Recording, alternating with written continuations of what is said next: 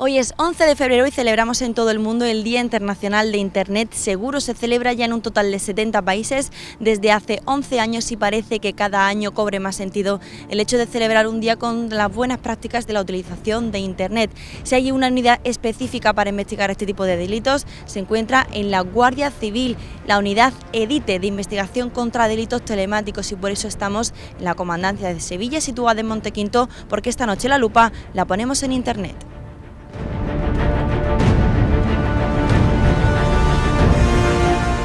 A raíz del impulso que han cogido las nuevas tecnologías, nace en 2005 un nuevo equipo de investigación en la Guardia Civil para controlar el uso indebido de Internet y de las redes sociales con la posterior investigación de los delitos telemáticos.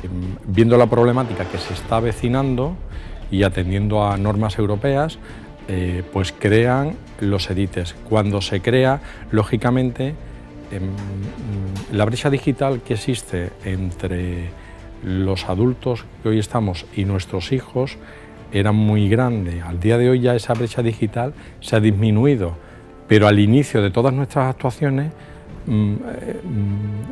pues había muchos menores que estaban empezando a utilizar las nuevas tecnologías, fundamentalmente los ordenadores de sobremesa, los CPU, la CPU y los portátiles. Al día de hoy eso pues ha quedado relegado, digamos, en un segundo plano, puesto que la mayoría tienen ya smartphone, teléfono inteligente, muchos de ellos utilizan ya tabletas. Como bien dice Bellido, el panorama ha cambiado y cada día es más frecuente comprobar cómo menores de edad utilizan las redes con el manejo experto de un adulto.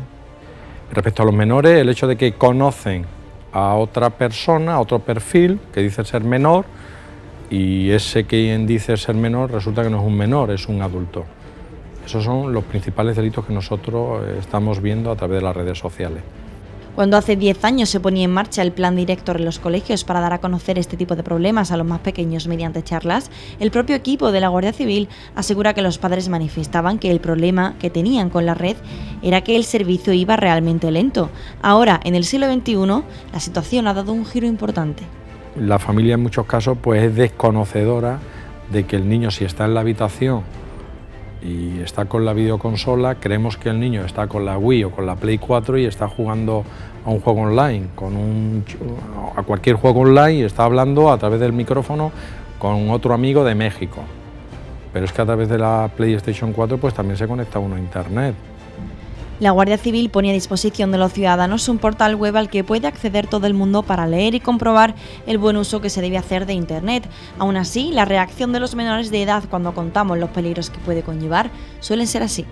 La mayoría son inconscientes porque la mayoría de los menores lo que quieren, bueno, en el mundo de los adultos pasa igual, es tener rápidamente correo electrónico para darte de alta en una red social para inmediatamente ponerte a navegar. No nos paramos a leer esa letra pequeña que nos conduce a posteriori a acceder tus datos de carácter personal, por ejemplo. Y como todo es siguiente, sí, aceptar, no leemos y después vienen los problemas que pueden venir. Son los menores, no son conscientes. Los adultos tampoco en muchos casos. A pesar de los fantasmas que la mala utilización de la red provoca en las redes sociales, Internet es una buena herramienta de trabajo y también de ocio que, si se aplica bien, tiene innumerables beneficios. Bellido nos ha dado algunos consejos para hacer buen uso y nos ha recomendado que con los niños hay que tener especial cuidado. Marcar un horario de utilización del teléfono móvil. En segundo lugar, tener instalado un antivirus. Hacer las actualizaciones de las distintas aplicaciones. Si utilizan programas de mensajería tipo WhatsApp o Line, pues no aceptar invitaciones de personas que no conozcan, no compartir información personal. No obstante, el uso de Internet no deja de ser una actividad personal y quizás el kit de la cuestión de todo esto comience y acabe en la utilización que queramos darle nosotros mismos. 11:01 de la noche, estamos en directo en el Correo de Andalucía Televisión. En esta mesa creo que todos estamos en ese umbral de estar en el 2.0 multiplicado por yo no sé cuánto, porque todos están con los Twitter, con las historias. Vamos a empezar a hacer la presentación por Antonio Manfredi, periodista, director de Internet de la RTVA. Muy buenas noches, don Antonio. ¿Qué tal, Manfredi? Isabel? Muchísimas gracias de verdad por estar aquí con nosotros. Sé que se ha perdido pues una cena fantástica, porque estaba en el 31 Seminario de Televisión Multipantalla, bueno, pues hablando sobre el futuro audiovisual, más sorpresas hacia dónde vamos hablando. De eso hablaremos también en el transcurso de la noche. Quiero presentar a Noelia García. Muy buenas noches, Noelia. Hola, muy buenas noches. Noelia García, bueno, pues ha sido, entre otras cosas, seleccionada para que venga con nosotros aquí como contertulia, porque es doctora en comunicación, periodista, publicista, y está haciendo una tesis que, resumida, ella me va a reñir, pero yo más o menos se lo digo así, porque si no es enorme, 3 libros, presencia de las redes sociales y medios de comunicación en el nuevo contexto social. Hablaremos de eso también. Muy bien, gracias. Y Juan Ospina, que hace muy poquito estuvo aquí con nosotros, pero él los madriles le gusta, pero Sevilla le llama. Entonces dice que yo me vengo para acá otra vez para estar de contertulio con nosotros. Buenas noches, Juan. Buenas noches, Eli. De verdad que te agradezco muchísimo que te vengas aquí para hablarnos de todo un poco. Juan es presidente de la Agrupación de Jóvenes Abogados de Madrid, es un líder de opinión en, bueno, pues en todo este movimiento de otra manera de entender la justicia como derecho universal, profesor de delitos informáticos en la Universidad Camilo José Cela, y a pesar de que, como estáis viendo, es insultantemente joven, es una persona que, bueno, pues creo que está lo suficientemente formada como para que forme parte de esta terna. La primera pregunta que os quiero hacer es la valoración que hacéis, y empiezo por ti, Antonio, sí. La valoración de la entrevista de Rubén Sánchez. ¿Qué te ha parecido? Por ir despidiendo un poco el tema. Bueno, buenas noches, lo primero, gracias por haberme invitado. Hombre, Rubén sí que es un líder de opinión. Yo ahora, además, que he tenido ocasión de despedirme de él, he deseado lo mejor, sé que está pasando momentos duros, precisamente porque es un hombre que se expone en la red, que dice las cosas con claridad y entonces está recibiendo por muchos sitios, razón de más por la que los que sabemos lo que está pasando tenemos que apoyarlo, y por eso me apetecía también decirlo públicamente, lo primero, por lo que está ahí tanto él como su pareja. A mí me parece que Rubén tiene las cosas muy claras y que en algún momento también debería plantearse dar un paso más allá y convertirse en el verdadero líder de opinión que puede ser. Así que yo soy un admirador de Rubén. ¿Noelia? No, en cuanto a Rubén, pues básicamente coincido con Antonio.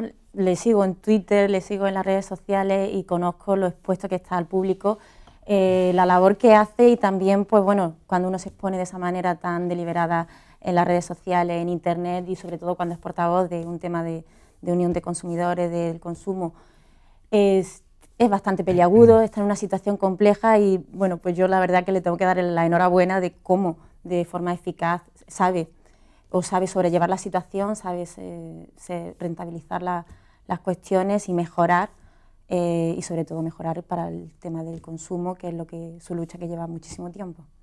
¿Y Juan? Pues Eli, mostrar nuestro apoyo y nuestra admiración a Rubén por la labor que está realizando, y enhorabuena por fortalecer la sociedad civil desde Facua, ser portavoz del movimiento que pelea como David contra Goliat a diario contra todas las injusticias que realmente existen en nuestro país y que se pueden mejorar, aquella regulación bancaria que es a veces abusiva, o regulación hipotecaria, y que personas como Rubén están ahí al pie del cañón para defender a los más débiles, a los más desfavorecidos y a toda la comunidad de consumidores y de usuarios. Chantal, por ir cerrando ya la última ronda de tu hijo, de algún comentario sobre Rubén Sánchez, la entrevista, ¿hay algo que deberíamos de apuntillar?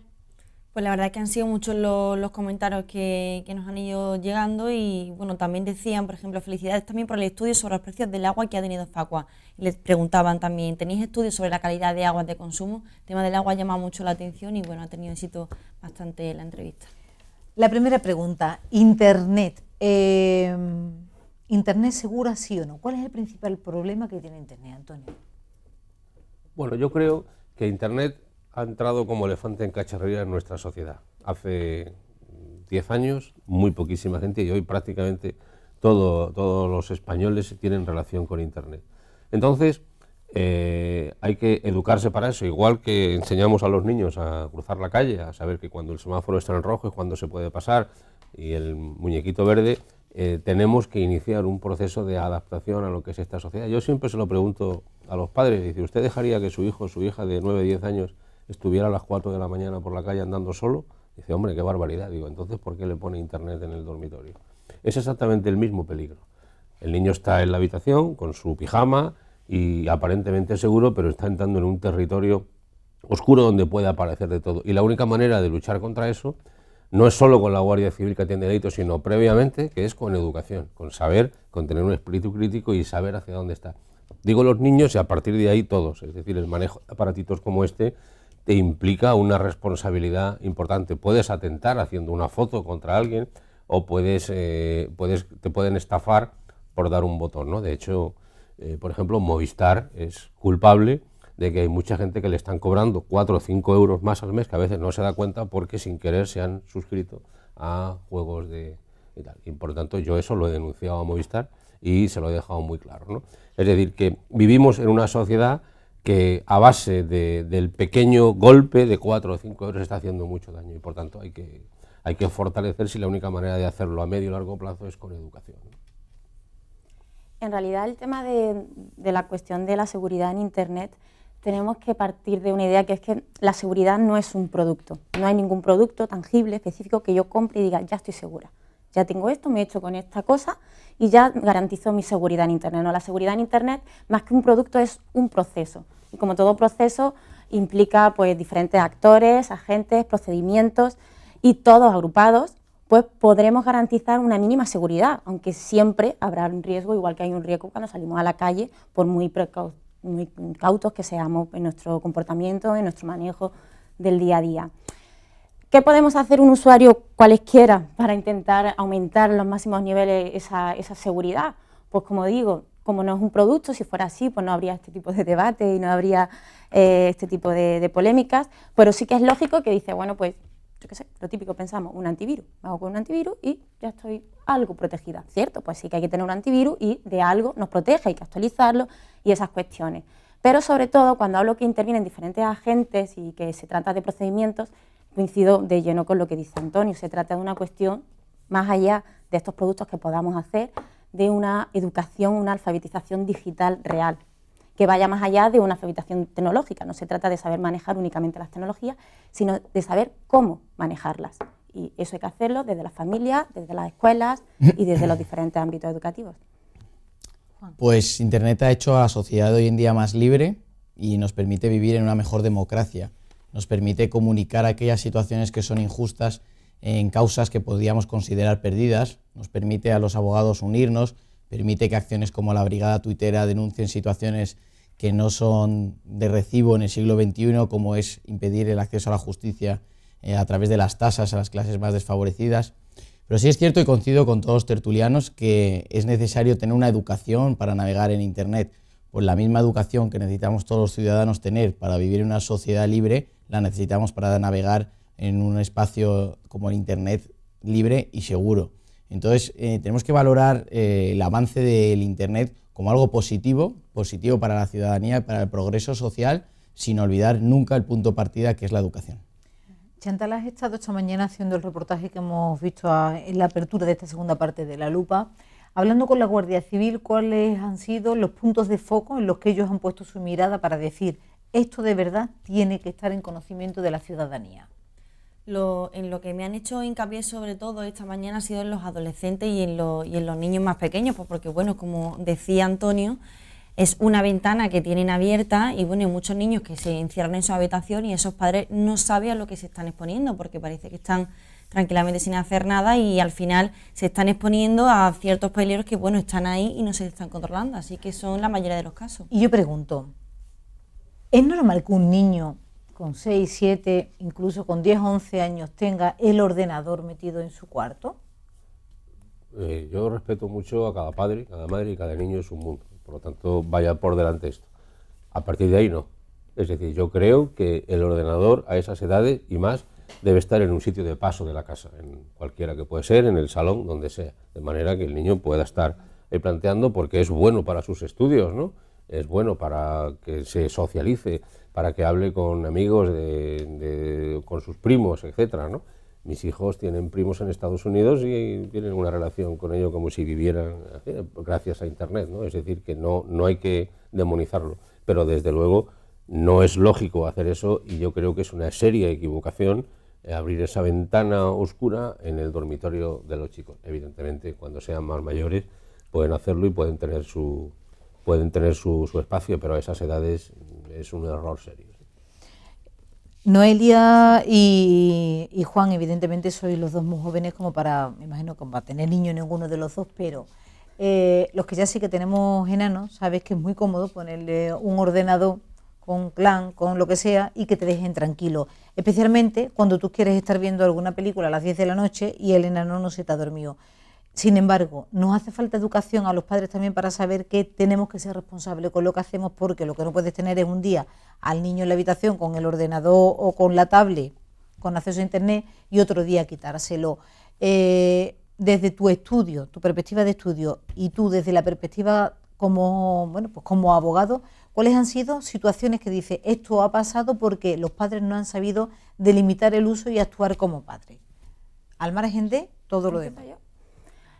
Realmente es compleja la cuestión, porque no, ¿cuánto rato le deja al hijo que tenga el ordenador? ¿Cuánto rato no? Sí que creo que cuando estamos hablando de menores de 10 años, de 11 años, que son muy niños todavía, no deben tener un equipo informático dentro de la habitación, sino que debe estar en un sitio de paso porque haya cierta tutorización. Tampoco significa que el padre o la madre se pongan aquí justo detrás de modo expiatorio, porque no creo que sea lo conveniente, pero sí que haya ese clima de que podamos bichear y que me pueda acercar y decirle ¿qué estás haciendo, hijo? Y que me vea yo y que pueda tener la tranquilidad de que no se está metiendo en ningún sitio que le puede crear algún perjuicio. Luego, que nosotros los que, bueno, yo no soy madre tampoco, pero que los padres también sí que utilizan las tecnologías para el entretenimiento, y también tenemos que tener en cuenta que hoy día que hay montones de padres que tienen horarios de trabajo diferentes, los hijos pasan mucho tiempo solos en casa, lejos de una supervisión paterna o de una supervisión de un tutor, y lógicamente esas horas que en soledad las dedican a internet y ahí tienen una ventana abierta al mundo, existen, y los padres deben ser conocedores que hay filtros parentales que puedan hacer uso, aunque los hijos muchas veces son más listos y saben saltárselos, pero como siempre, todo lo que esté en nuestra mano de poder hacer, tendremos que llevarlo a cabo. Entonces, si hay unos filtros parentales, pues aplicarlos. Pero sobre todo, donde que hay que siempre llegar es a la educación, porque si educa a ese niño en la transparencia, le informas de cómo debe manejar las redes sociales, de cómo debe manejar internet, de qué páginas no debe visitar, y sobre todo crear ese clima de confianza en cuando el hijo se sienta amenazado, ve algo raro, se lo comunica al padre, pues creo que esa sería la fórmula adecuada para poder evitar este tipo de circunstancias. El morbo de no hagas esto y un niño hacerlo es toda una, ¿no? A mí lo que me gustaría es que de verdad yo empiece a lanzar temas, Chantal cuando tenga comentarios que los ponga a la mesa y que hablemos todos, pero todos hemos sido adolescentes y todos sabemos que tenemos, bueno, pues la tendencia a decir esto no debo hacerlo, o sé que no puedo colgar una fotografía sensual en, no sé, en Facebook, y sin embargo sí que lo hago. ¿Qué se tiene que saber y qué legalmente denunciable? Pues el Internet es un instrumento que es una oportunidad y que a su vez puede ser un arma letal, ¿no? Utilizarlo sin sentido común y sin educación puede producir un grave daño para la persona que lo utiliza. Cuando estamos hablando de menores de edad, de niños de 11, 12 años, pues está el peligro obvio de la posible pornografía o los delitos contra la intimidad sexual, donde los niños, los más menores, son súper vulnerables. Luego tenemos efectivamente los posibles delitos contra la intimidad y el honor que pueden ocasionar los propios adolescentes, que en tempranas edades y por, como has tú dicho, enviar una foto en paños menores al novio o a la novia y luego se deja de estar con esa persona, o esa persona envía esa fotografía a los compañeros de la escuela, pues puede generar un perjuicio de daños morales irreversibles para la víctima, ¿no?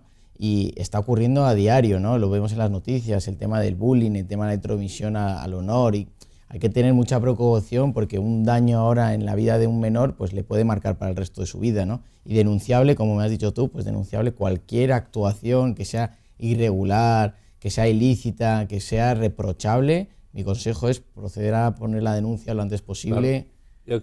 Yo coincido plenamente contigo, en el sentido de que si un padre o una madre ve que su hijo o su hija tiene algún tipo de presión en la red, es exactamente igual que si le persiguiera un tipo por la calle. O sea, ¿qué haría usted si usted a su hijo le persigue un tipo por la calle? Iría a la policía y lo denunciaría. Es exactamente igual. Vaya a la Guardia Civil o a la policía, según le toque, y denúncielo, que tiene una presión, que le están robando su identidad, etcétera. Es algo que hay que denunciar porque además es una certificación clara de lo que está ocurriendo. Si va más, ya está la denuncia puesta. Por lo tanto, yo animo a que se haga sobre la marcha, a que no se piense que por ser algo que está en una pantalla es menor al daño físico que podría provocar a alguien que te persiguiera, ¿no? Así que hay que hacerlo así. Esta mañana la primera pregunta que yo he hecho cuando me he acercado hasta la Guardia Civil es eso, digo, ¿cómo reaccionan esos padres? Pues bueno, cuando se dan esas charlas en los colegios, cuando se intenta explicar a los niños los peligros que tiene Internet, dice, la mayoría de los padres no se dan cuenta, porque vivimos una sociedad muy acelerada, muy rápida,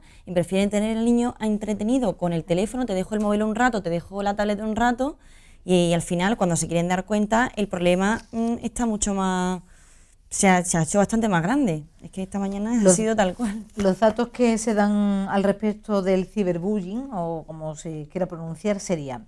suele comenzar en torno a los 9 años, entre los 9 y los 12, 13 años, y según el estudio Juventud y Violencia de la Fundación FISER, el 11,6% de los adolescentes españoles de entre estas edades, 9 y 12 años, han sufrido maltrato psicológico, seguimiento con acoso a través de la red. ¿Qué debería de ser entendido como algo de acoso y qué se tiene que entender como algo que, bueno, puede entrar dentro de la normalidad del tonteo entre chavales? Vamos a ver, la gente tiene que entender, y también los padres, que un delito que ocurre en la calle y un delito que ocurre en la red siempre es un delito y es perseguible. Es decir, como bien te refería Antonio, tenemos que dejar de pensar en la posible inmunidad del delincuente en las redes sociales. Y más en las redes sociales, en donde una denuncia a tiempo puede prevenir y proteger un resultado posterior más grave. Una denuncia lo antes posible permite a los fuerzas y cuerpos de seguridad del Estado, que tienen, como bien conoce Chantal, organismos especializados para hacer un seguimiento de la IP, del lugar o del posible autor de ese presunto delito, ¿no? Un acoso, una situación en la que se procede contra la libertad de un individuo, unas amenazas, unas coacciones o simplemente atentar contra su libertad, por así decirlo, todos son actuaciones que son reprochables penalmente y tienen su correlativo, con su correlativa condena. Todo es cierto que podríamos hacer un matiz. Si estamos ante menores, entraría en juego la ley del menor, que también tiene sus matices y sus particularidades a la hora de proceder contra el posible o presunto delincuente, ¿no? Para ustedes ahora mismo, Antonio, tú has sido un visionario en todo esto de la importancia... Sí, soy más mayor, ¿quieres decir? No. Yo puedo decir que cuando trabajaba a sus órdenes en Canal Sur, yo decía, ¿estás loco de verdad? Porque además llamaba la atención que fuera tan mayor. Claro, eso me pasa como me pasa a mí con Chantal, que me ven de vieja, ¿no? Entonces cuando tú los veías con 40 decías, son ya muy mayores, claro, es que tú eras una pipiola. Y decía, hay que ver lo opuesto que está en todo esto, en ese sentido es lo que te he dicho de visionario, que es ahora mismo lo que realmente, yo tengo una sensación, y es que estamos en la sociedad 2.0, pero los padres no tienen cultura para esto, y desde luego mi hijo con 4 años se maneja fantásticamente bien con la tablet, con el internet, escribe mejor en el teclado que es capaz de escribir con el boli, perfectamente.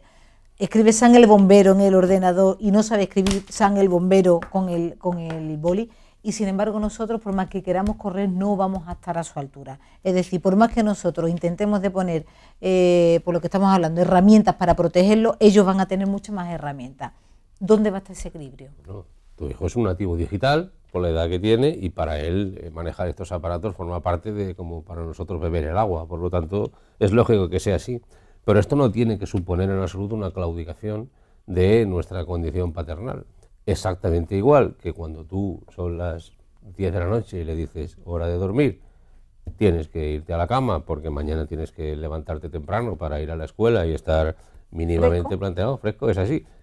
En Andalucía hay 100.000 niños que se acuestan después de las 12 de la noche, lo dicen los datos de audiencia de televisión, y ese niño a las 7 de la mañana se levanta para ir a la escuela. ¿Dónde está la responsabilidad ahí de que se acueste tan tarde? Es decir, que hay que verlo de esa manera. Por lo tanto, aplicamos la misma filosofía.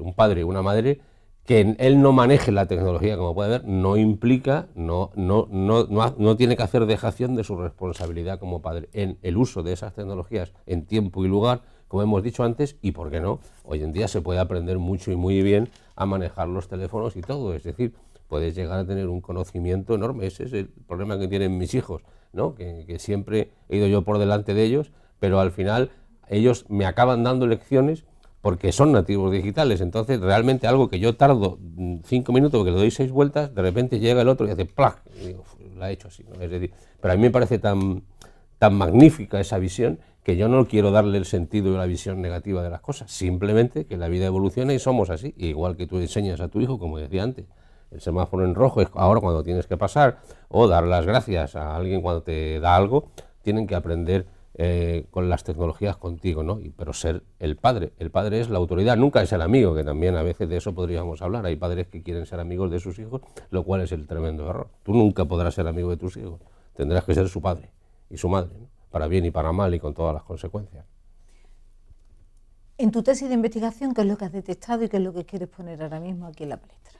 En realidad, este tema de los padres y con los adolescentes es lo que más preocupa a casi toda la sociedad, porque estamos hablando por un lado de menores de edad y todo lo que tenga que ver con menores de edad siempre mucho más susceptible y mucho más complejo, y luego tenemos las circunstancias que acabas de referir tú, Eli, que los padres tienen un estado de ansiedad porque se encuentran ante algo que no saben, que no conocen, que sus conocimientos son muy limitados, que sus hijos les llevan años luz de ventaja y que no saben cómo actuar. Pero solo puedo coincidir con lo que dice Antonio. Se trata de extrapolar el sentido común que toda la vida se ha llevado a cabo. No hace falta que los padres sean ningunos gurús de la informática, ni unos cracks en las redes sociales. Aplicar ese sentido común y extrapolarlo al entorno digital. Y de esa manera tan sencilla podremos ahondar o mejorar las relaciones. Hemos hablado del ciberacoso, pero podríamos hablar, por ejemplo, de todas esas páginas web que han proliferado como las que abogan por la anorexia o por el terrorismo, ¿no? Yihadista, por decirlo de alguna manera, que está en el borde de la ley. Y lo vuelvo a lanzar y me comentáis. Bueno, nuestro Código Penal prevé en su artículo 18 que la tipificación de aquellos hechos o actividades que van dirigidas a conspirar o a la apología del delito, ¿no? Entonces sí es cierto que hay una amplia laguna legal, por así decirlo, para algunas conductas, como los insultos o intentar manifestar en Internet que todos los políticos pues, son los corruptos o cualquier tipo de actuación, pero también hay que entender el contexto y las circunstancias precisas de la situación adecuada en la que estemos, ¿no? Porque sí se puede perseguir, se puede detener y se puede condenar a una persona que a través de las redes sociales lo utilice como un fin negativo, incitando al odio y a las amenazas frente a terceros, ¿no?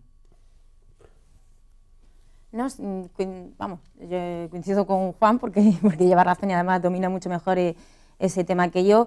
Sí que es cierto que al respecto, y a veces me lo preguntan o no tienen dudas, de cuál es la responsabilidad que tienen las plataformas sociales. Por ejemplo, si yo utilizo Twitter para insultar a una persona, a un político, a quien quiera que sea, pues qué responsabilidad tiene Twitter ante eso. Y en general, y además creo que Juan o Antonio se lo sabe, me lo confirme, por lo que yo tengo entendido, la plataforma social no tiene ninguna responsabilidad por los comentarios que sus usuarios alojen. La responsabilidad de ellos es simplemente ofrecer un sitio, un alojamiento que funcione adecuadamente y que esa comunidad pueda interactuar, pero luego son los usuarios los que son responsables, lógicamente, de lo que vierten allí, y las redes sociales, sea Twitter o sea Twitter, Facebook, se desentiende.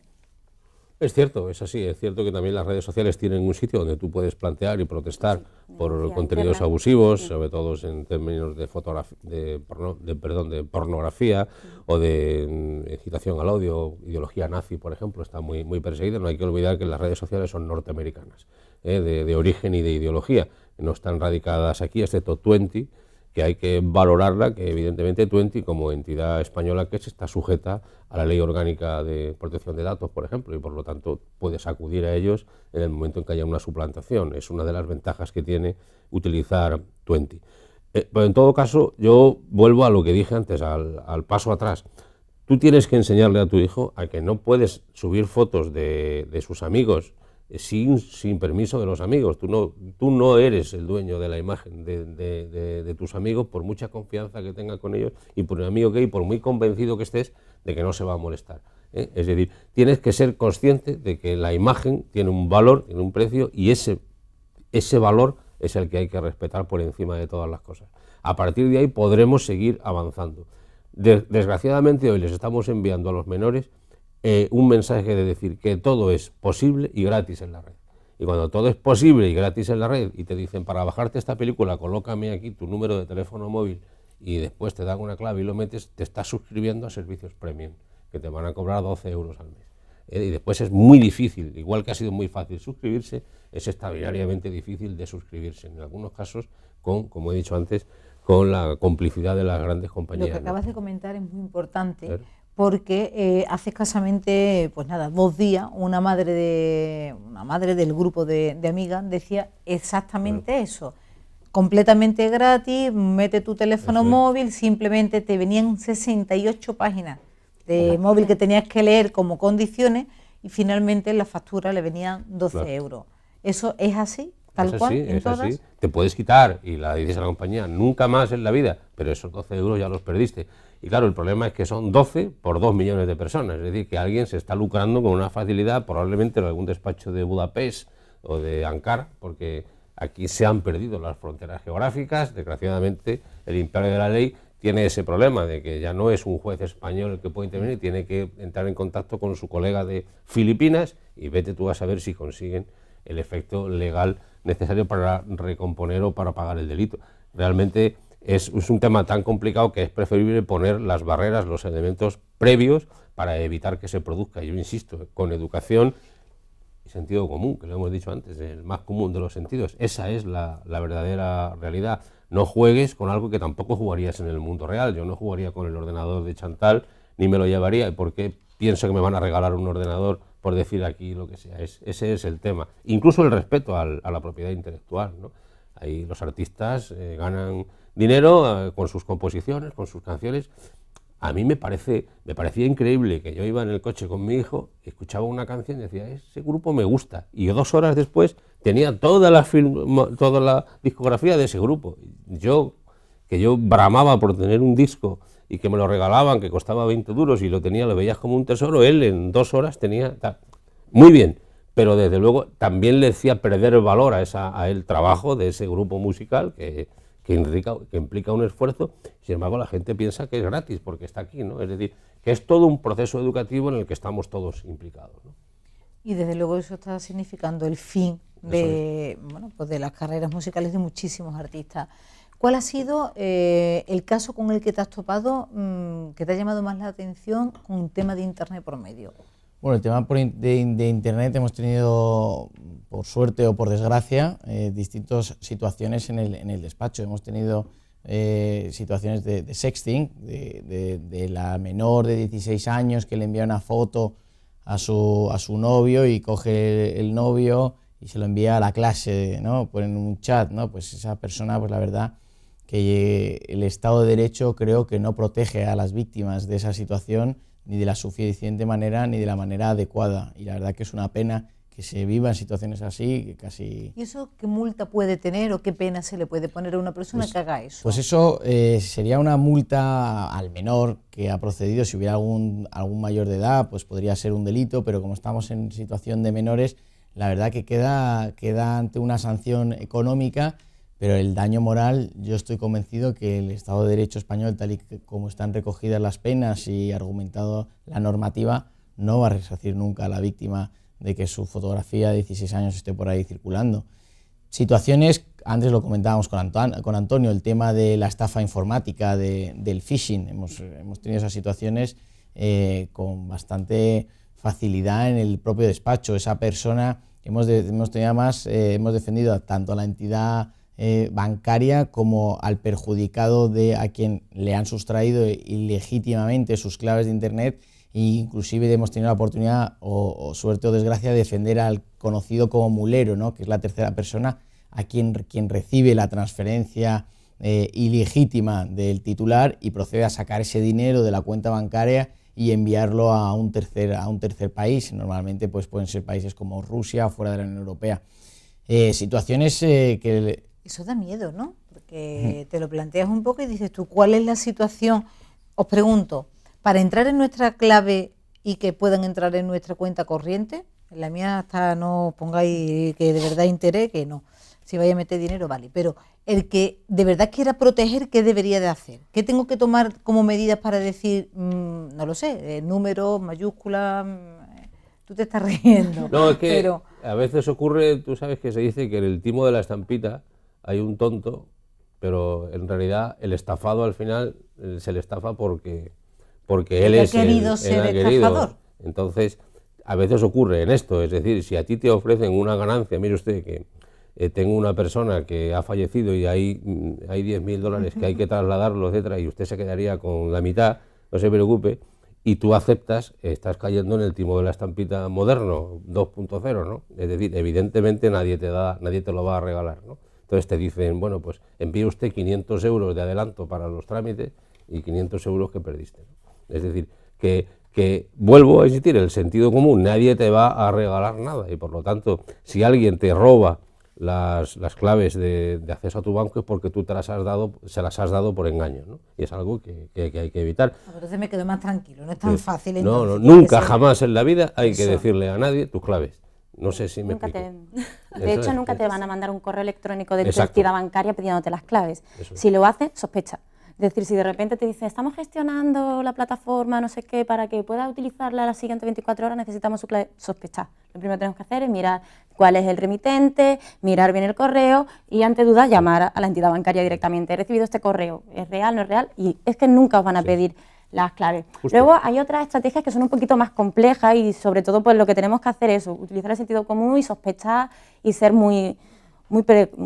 tener mucha precaución, porque hay una técnica que se llama farming, que lo que hace es que, por ejemplo, pues yo pongo en la URL de mi página web, imaginemos, la caixa.com, y en vez de derivarme a la página legítima de la Caixa, me redirecciona a una página ilegítima.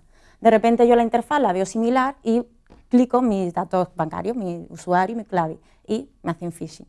Entonces, en esos casos, pues también tenemos que seguir pues sospechando y siendo observando todos los detalles. Si vemos cualquier cosa rara, si miramos en la barra de arriba no está el HTTPS, esa S que nos dice que es seguridad, pues todas esas cuestiones, siempre todo lo que esté en nuestra mano, intentar llevarlo a cabo para poder evitar esos perjuicios. Nadie va por la calle con el monedero, tú no vas con el bolso abierto enseñando el monedero, ¿no? Por lógica, cierra el bolso y tal, es decir, apliquemos la misma lógica, y ante la menor duda, pues no dar el paso, llamar al banco, oye, esto es así, te lo van a decir claramente. Hay que utilizar el sentido común y así te salvarás del 99% de situaciones. ¿Sí? Vamos a hablar ahora con las redes sociales, @lalupactv, pero mientras que Chantal se está preparando una batería de preguntas que va a lanzar a la mesa, hablabas antes de otro tema que era la pornografía, Antonio. Sí. Bueno, especialmente los adolescentes, los jóvenes, están siempre tentados a tengo un hueco, voy a bichear por el morbo, la curiosidad, etcétera. ¿Qué peligros tenemos en eso? ¿Qué se puede convertir incluso en un delito por el propio usuario? ¿Qué le tendríamos que decir a las personas que nos estén viendo? Bueno, la conversión de delito podría ser porque tu ordenador, Juan me lo puede confirmar, tu ordenador se convierta en, tu disco duro sea utilizado al haber ocupado un hacker tu ordenador, él esté guardando imágenes ahí, y es posible que a la hora de que la Guardia Civil o la policía rastree, encuentre imágenes ahí. Eso es algo que ha ocurrido. Otra cosa que ocurre mucho es la utilización de la red wifi. Hay que tener mucho cuidado quién utiliza tu wifi, porque puede que se esté produciendo un tráfico ilícito y cuando la policía lo detecta descubre que es tu wifi, y puede ser el vecino de 3 plantas más arriba o incluso desde un coche en la calle. Entonces hay que cambiar frecuentemente el password, la contraseña del wifi, para evitar que todo el mundo se haga, ¿no? Además, yo en casa estoy acostumbrado a que cuando vienen los amigos de mis hijos, lo primero que hacen no es decir buenas tardes, lo primero que hacen es decir la contraseña del wifi, ¿no? O sea que hay que estar muy atentos a eso, ¿no? Y por lo tanto el riesgo de que te impliques en un delito también requiere un mínimo de confianza, y desde luego no acudir a páginas, no entrar en páginas web sospechosas, ¿no? Si tú entras en una página web sospechosa que te ofrece el oro y el moro, lo que sea, pues lo que tienes que hacer es no entrar. Comprendo que a veces, o sea, cuando a ti te dicen a Cristiano Ronaldo desnudo, pues habrá gente que quiera interés, pero Cristiano Ronaldo nunca va a aparecer desnudo, ¿no? Es decir, que es así, ¿no? Son llamados a páginas extrañas que lo que quieren es lucrarse con tus datos, ¿no? Así que hay que tener mucho cuidado, ¿no? Sí, desgraciadamente existen distintas páginas con pornografía infantil y el acceso a ellas no es tan difícil. Lo que tendríamos que poner encima de la mesa es si a través de algún tipo de virus puede existir una descarga en tu propio dispositivo electrónico de pornografía infantil. La mera tenencia de pornografía infantil es un hecho delictivo.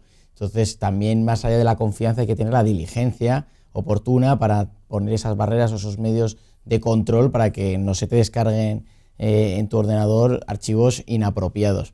Luego también quien induce a cometer actos de pornografía con menores es un delito como tal. Entonces, quien utiliza las redes sociales para intercambiar comunicación, es una reforma además reciente del año 2010, para incitar a un menor de edad para tener relaciones sexuales, eso como tal es un hecho delictivo. Por eso insistimos en lo primero que hemos dicho al comenzar la tertulia: ante cualquier situación sospechosa hay que poner una denuncia.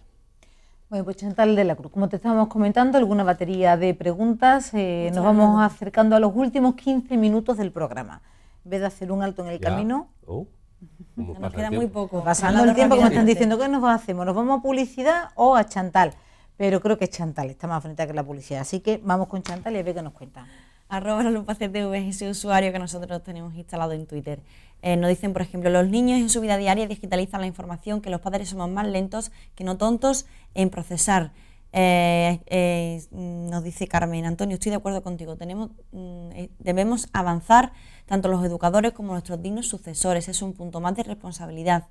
No se trata solo de presión, hay que llegar al extremo, es la excesiva información para su edad.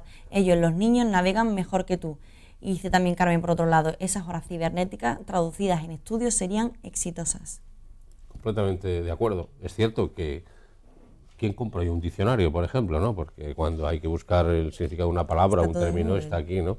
Por lo tanto, yo soy absolutamente partidario de la utilización de la tecnología para los estudios, pero desde el punto de vista intelectual de un uso responsable. A partir de ahí también se puede jugar, los fines de semana puedes echar más horas, etcétera, pero cuando se convierte en tu elemento de vida el ordenador tienes un problema y es algo que hay que controlar. Al final, vuelvo a insistir, el sentido común lleva, por ejemplo, a que hay sistemas operativos que son gratuitos, que son Linux, yo soy partidario de Linux, que son gratuitos y jamás te puede infectar un virus. Bueno, jamás es una expresión dura, pero muy difícilmente te infecta un virus. Guadalines, por ejemplo, que es un sistema operativo de Linux, va muy bien y se puede hacer con él la mayor parte de las cosas que se tienen. Instalen Linux y verán cómo gran parte de los problemas de virus, etcétera, se resuelven. Porque además hay muchas personas que compran el ordenador y que piensan que el sistema operativo Windows es gratis. Y entonces cogen un sistema operativo Windows pirateado que ya tiene el problema. Y después Office, el Word, etcétera, piensan que es gratis, cuando eso es software privativo que cuesta dinero. Entonces es preferible utilizar software libre, como su propio nombre indica, es gratuito, que es más seguro y más eficiente. Paradójicamente, hay que decirlo de esta manera, hoy en día además la mayor parte de las aplicaciones son aplicaciones web, es decir, que son a partir de un navegador, por tanto el sistema operativo da lo mismo, el que estés manejando, ¿no? Noelia. Pues sobre todo no crear alarma, es decir, lo que no se puede hacer a día de hoy es prohibirle a un adolescente, a un niño que utilice Internet o que utilice las tecnologías. Eso le provocaría una exclusión, es decir, una exclusión social importante por un lado y más allá de que sirva como una herramienta para el aprendizaje, para poder prosperar en su curso académico. Pero siempre pues con una responsabilidad, con unos horarios, con una tutorización, que una tutorización no significa que su padre o su madre se convierta en un espía y no le deje respirar, pero sí que se genere ese clima de confianza en el que el niño sea capaz de trasladarle a su padre alguna duda, alguna cuestión que ha visto rara en Internet y que el padre, utilizando nuevamente pues, el sentido común y la lógica adulta, le ayude y le asesore, y si se le escapa de las manos, pues ya el adulto acudirá al servicio donde le puedan ayudar. ¿Dónde está el derecho a la intimidad también del menor? Es decir, cuando me preguntaba, por ejemplo, a mí una de las personas que nos seguían, ¿yo tengo derecho a exigirle a mi hija con 16 años la clave? ¿La clave? ¿De qué? Facebook, por ejemplo. Por ejemplo, la clave de Facebook o la clave de su acceso a Twenty, etcétera. Yo no lo plantearía así. No, yo no lo plantearía así. Porque no eres amiga de tu hija en Facebook y puedes consultar lo que hace y lo que ve, ¿no? Es decir, plantearlo desde un punto de vista puramente disciplinario puede que no sirva, pero puedes verlo de otra manera, es decir, seguirlo, tener contacto con o sea, entrar tú en las redes, ver qué se dice de ella. Es muy útil, por ejemplo, yo recomiendo que entren en Google y pongan el nombre y apellido de sus hijos entre comillas. Entre comillas, nombre y apellido de sus hijos. Y ahí le va a aparecer en Google todo lo que sabe Google del nombre de tu hijo. A veces te lleva sorpresas desagradables, que alguien ha nombrado a tu hijo, etcétera, ¿no? Y a veces buenas, es decir, o a veces aparecen fotos, ¿no? Es bueno, yo periódicamente lo hago con los miembros de mi familia para saber qué sabe la red de nosotros, ¿no? Pero yo no lo plantearía de manera disciplinaria por responder a tu pregunta. Yo, hazte amigo de él o de ella, y evidentemente los adolescentes son, bueno, somos los enemigos a batir los padres, ¿no? Esto es así, desgraciadamente, de por vida, y nosotros hicimos eso y nos lo hacen a nosotros ahora. Pero a pesar de eso, hay que estar ahí. Y sobre todo hay un concepto de confianza en los hijos. La confianza se construye día a día con las acciones, con las cosas, y cuando tú tienes confianza en tu hijo también tienes que darle libertad. Porque si tú mantienes a tu hijo metido en una urna, pues al final también fracasará como persona, ¿no? Es decir, que es un esfuerzo diario, no es fácil ser padre, pero yo creo que la red no es más que un elemento más de la construcción de la vida familiar, ¿no?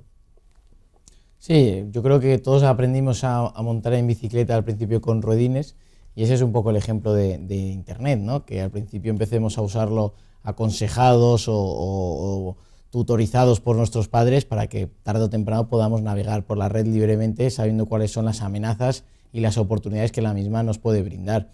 Hacer una utilización de Internet como brecha o como disciplina, yo creo que lo único que va a reaccionar es una situación negativa frente al menor, enmascarándose en una falsa realidad, porque la realidad es que todos estamos comunicados en este mundo del 3.0, ¿no? Bueno, coincido con lo que dicen ambos y me viene a la cabeza por el año 2009-2010, con el tema de las redes sociales, sobre todo Twenty muy en alza. Recuerdo que el defensor del menor de Madrid, si no recuerdo mal, en una charla pública estaba hablando de los riesgos que se encuentran los niños en este tipo de redes sociales, y él recomendó que podrían hacer lo que él hizo, que fue crearse una falsa cuenta en Twenty y a través de esa falsa cuenta contactar con sus hijos.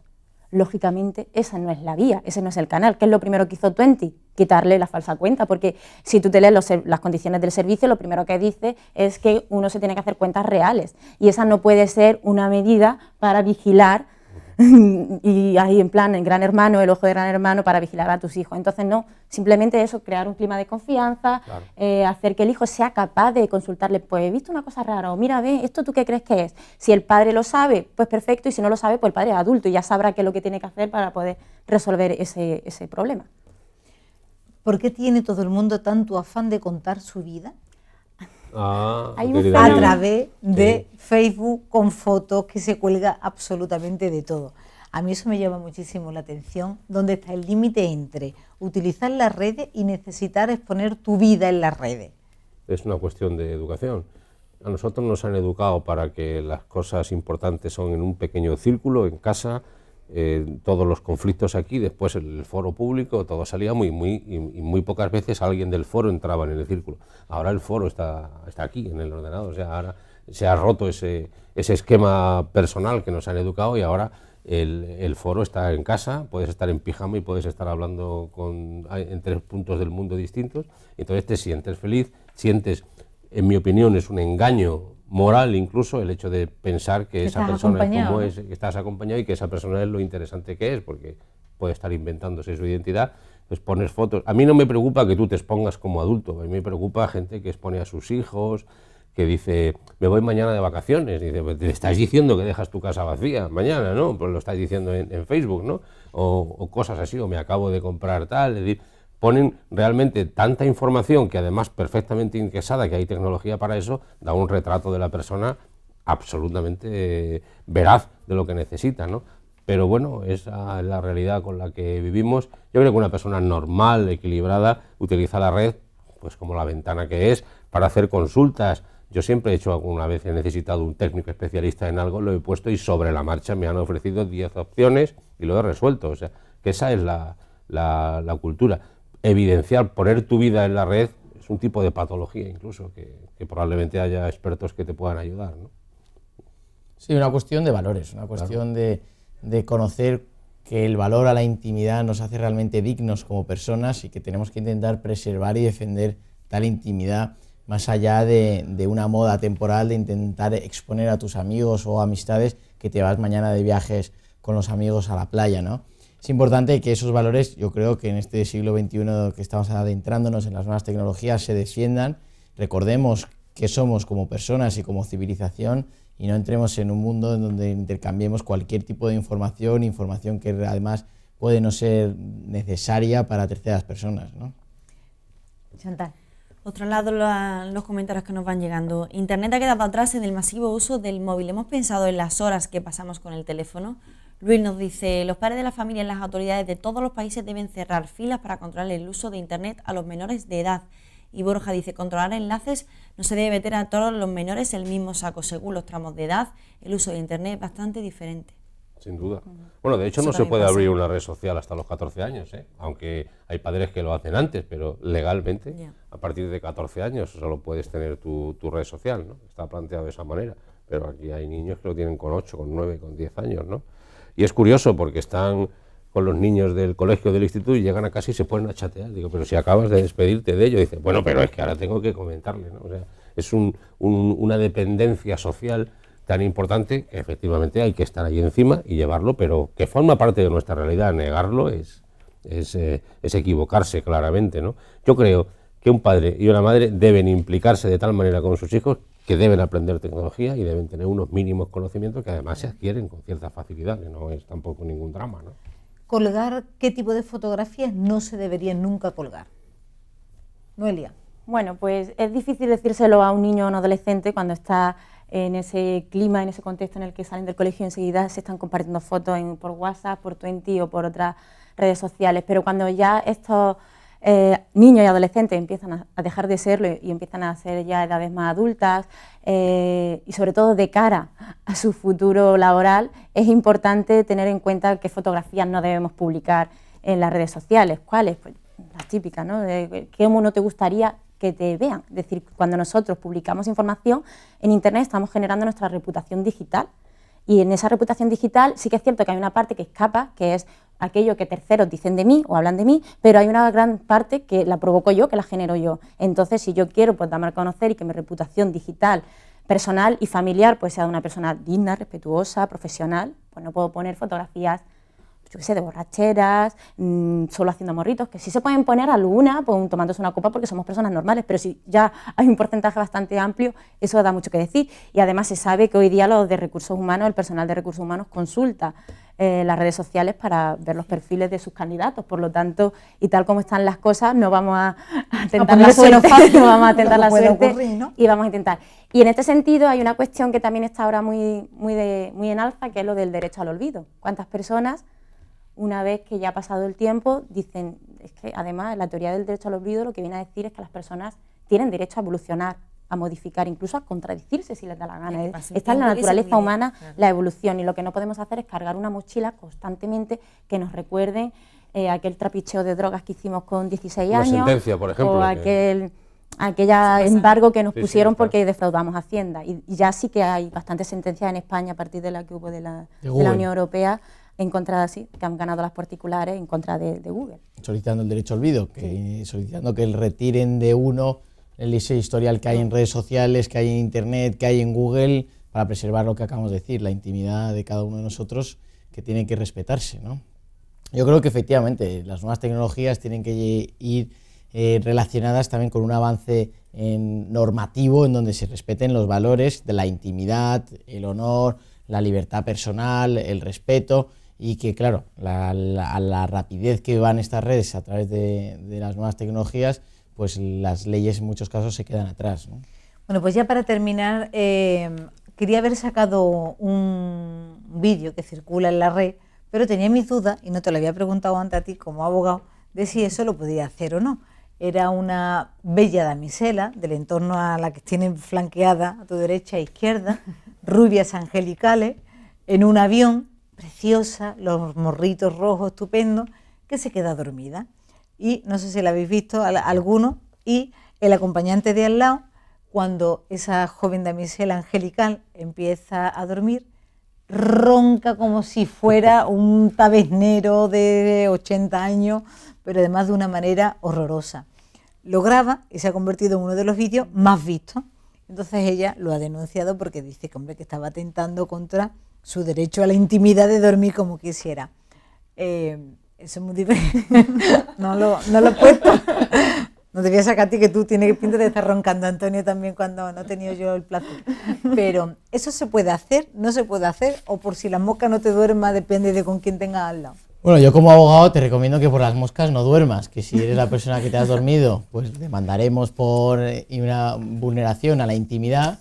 Y si pero hay intimidad si alguien se queda dormido en un avión, ¿tienes intimidad como para...? Estás en un espacio público, pero eso no se entiende que de facto cedas los derechos de imagen y lo que tú hagas realmente con tu ser y tu cuerpo durante 18 horas, ¿no?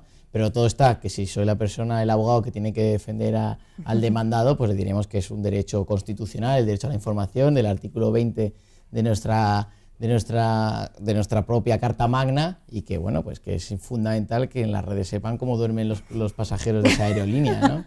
Entonces, bueno, eso es lo bonito del derecho, yo creo. No hace mucho, en una convención informática en Los Ángeles, hubo una polémica curiosa y se publica una foto hecha desde delante por una señorita, clac, de dos tipos que se estaban metiendo con el cuerpo, con la conferenciante.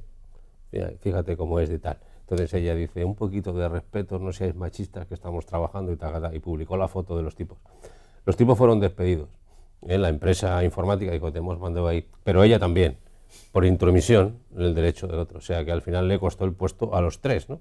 Y fue muy, muy comentado en su momento. Es así, es la fuerza de las redes sociales. Luego hubo otra ocasión en el que un autobús de línea muy importante en Aragón iba fumando y alguien lo denunció por Twitter, le hizo la foto y lo denunció, y la Guardia Civil lo paró y trajeron otro autobús con otro conductor que lo llevó, ¿no? O sea que fue realmente también muy, muy sonoro por la denuncia de las redes sociales, ¿no? Del fumando del tipo. Sí, también el caso de la chica que estaba sentada en la grada detrás de Guardiola.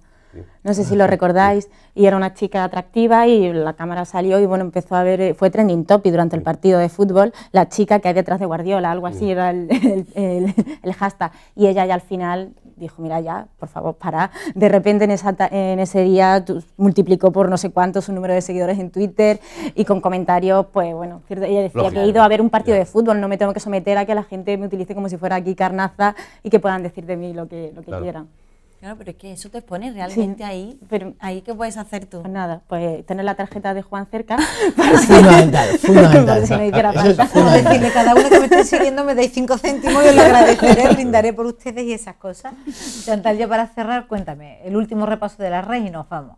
Hago un último comentario que nos acaba de llegar. Por supuesto, necesitamos sentido común, intimidad, y ser padres te convierte en ser espectadores de su progreso, siempre acompañando a nuestros hijos. @lalupa_ctv.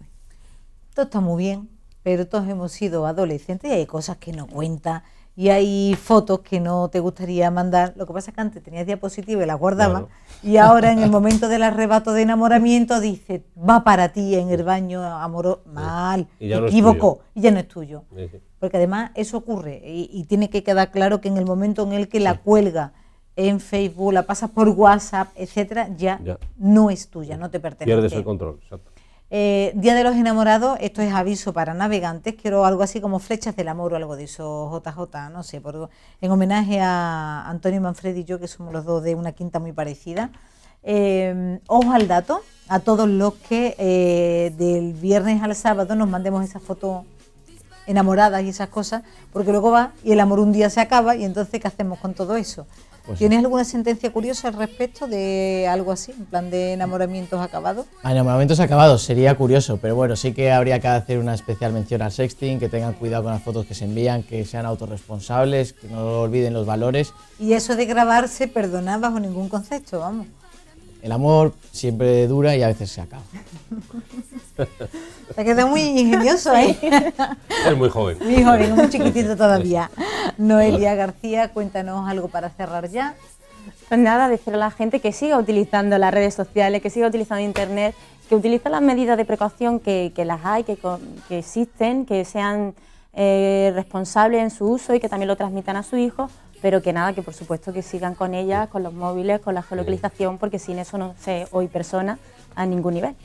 Estamos poniendo imágenes de besos históricos de la televisión de aquello a hoy, Antonio, que ha cambiado en la tele. Uf. Pues muchísimo, la tele no tiene nada que ver. Ahora los adolescentes están viendo la tele por aquí, están viendo la final del Falla, la semifinal del Falla por aquí. Ahora mismo, es decir, hemos pasado de ser la tele familiar, todo el mundo sentado frente al aparato, a cada uno en su sitio viendo lo que quiere, sin preguntar la hora, lo buscas y lo ves. Es un cambio fundamental que a mí me parece que nos tiene a todos que hacernos pensar qué estamos haciendo y hacia dónde vamos. Pero es un tema interesantísimo. Yo creo que se abre una nueva etapa para todos, ¿no? Te comenté cuando te presentaba que acababas de venir de este 31 seminario de televisión multipantalla. ¿Alguna conclusión? Bueno, todavía es mañana y pasado, ha empezado prácticamente esta tarde, pero ahí están todos los gurús del futuro digital de España. Y yo creo que esta tarde se han dicho dos cosas muy importantes y muy rápidamente. Una, el futuro es móvil, es decir, en red, etcétera, y a partir de aquí es donde tenemos que pensar. Y otro, están en peligro las marcas, el Correo Televisión, Canal Sur, Telecinco, Antena 3, porque lo que manda es el contenido, es decir, convirtámonos en productoras de contenidos que ya nos buscará el usuario por donde quiera. Interesante. Entonces, sí, pero la marca propia está en peligro, ¿no? Y, bueno, en peligro, ¿no? En evolución, podríamos decir, ¿no? Pues muchísimas gracias a los tres por haber compartido esta noche aquí con ti. nosotros en directo. Chantal de la Cruz, gracias como siempre. A ti. Para la semana que viene les vamos adelantando de qué vamos a hablar. Vamos a hablar de la revolución que está generando el nuevo concepto de iglesia que está marcando el Papa. Y para ello vamos a tener con nosotros aquí en directo a tres personas que analizarán cuáles están siendo esos caminos revolucionarios en los discursos que está dando el Papa Francisco. Les iré anunciando quiénes serán, pero seguramente en el transcurso ya de la semana. Ahora mismo, Nuestras Empresas, un programa que se estrena aquí de momento en la marca del Correo de Andalucía, Televisión, Prensa y Web, que como saben, pues está haciendo todo lo posible y lo imposible por llevarle a Sevilla, Andalucía, España y el mundo todo lo que está en nuestra mano, y pensamos que es de vuestro interés. Que sean muy felices este sábado y no mandarse fotitos en posturas de arrumaco, que luego nunca se sabe que esas karmas las carga el diablo. Besos felices, hasta luego. Y que nunca te preocupas de pensar en el amor. Es igual, pues al final